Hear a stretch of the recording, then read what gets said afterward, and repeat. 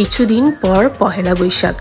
ইলিশ মাছের পাতুরি ছাড়া পহেলা বৈশাখ অসম্পূর্ণ, তাই একটি ভিন্ন স্বাদের ইলিশ পাতুরি নিয়ে আপনাদের সামনে হাজির হলাম।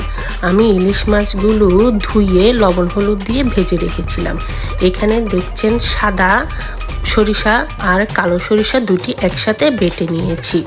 সাদা সরিষাটা একটু কম দিবেন, কালো সরিষাটা একটু বেশি দিবেন। তারপর এগুলো ব্লেন্ড করে নেবেন। তারপর আমি যে পদ্ধতিতে করছি সে পদ্ধতিতে করবেন। সরিষার তেলের মধ্যে আমি কালো জিরা ফোড়ন দিয়ে পেঁয়াজ কুচি বেশি করে দিব। তারপর আদা, জিরা, হলুদ, মরিচটা অল্প করে দিবেন, কারণ কালারটা সুন্দর আসার জন্য।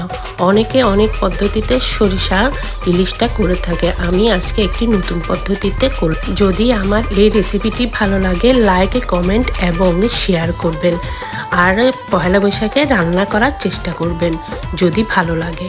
তারপর এখানে আমি সব কিছু দেওয়ার পর এভাবে নেড়ে নিয়েছি। এখানে লবণ, একটু চিনি দিবেন, চিনি দিলে টেস্টটা ভালো আসে। আমি যে পেস্টটা করেছিলাম সরিষা বাটার, সেই পেস্টটা দিয়ে দিচ্ছি। আপনারা আপনাদের মাছের অনুযায়ী দিবেন।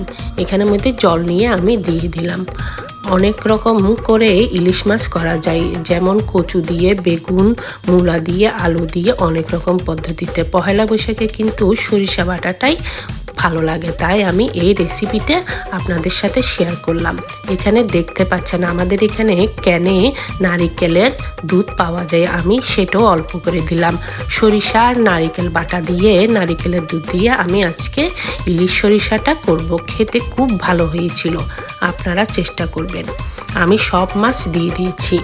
আপনারা যদি ভুনা খেতে চান জল অল্প দিবেন, আর না হলে একটু বেশি করেই দিবেন। আমি 2 কাপের মতো এখানে জল দিয়েছি মাছ অনুযায়ী। এই যে দেখেন, তারপরে কিছুক্ষণ রেখে এটাকে আমি সিদ্ধ করব। তো সবাই ভালো থাকবেন, নমস্কার। পহেলা বৈশাখে সবার জন্য শুভেচ্ছা রইল।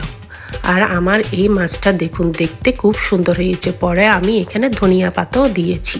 শুভ পহেলা বৈশাখ সবাইকে।